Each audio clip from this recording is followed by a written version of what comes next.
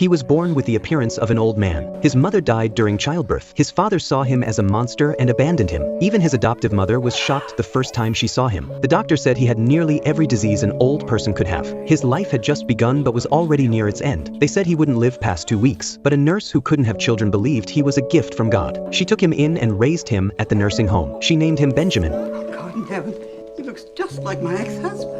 Day by day, Benjamin seemed to grow younger. His old man's diseases slowly disappeared. At 12 years old, he met someone who would change his life forever. For the first time, he felt his heart flutter. Her name was Daisy. They ate together and listened to stories, until Daisy's grandmother found them. She scolded Daisy and sent her back to her room. Before leaving, she told Benjamin, And you ought to be ashamed of yourself.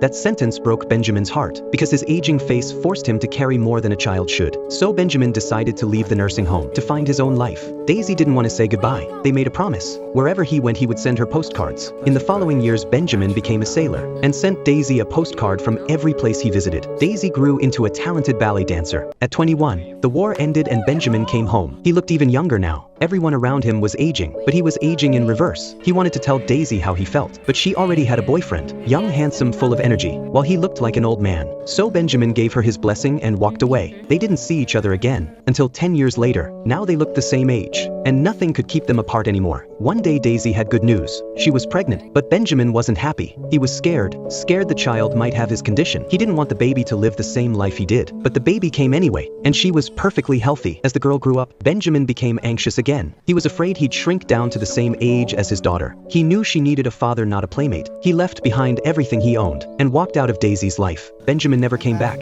15 years later, an older Daisy saw him again. He was now a young man, barely in his 20s. By then Daisy had already remarried. He's been a terrific father. Good. You were so much younger. Only on the outside. You were right. I couldn't have been raising both of you. I'm not that strong. Another 10 years passed. One day Daisy got a call from the nursing home. They found an orphan boy in a building with a notebook that had her name inside. It was Benjamin. He had turned into a teenage boy, and he had Alzheimer's. He forgot everyone, even Daisy, even himself. Do you remember me?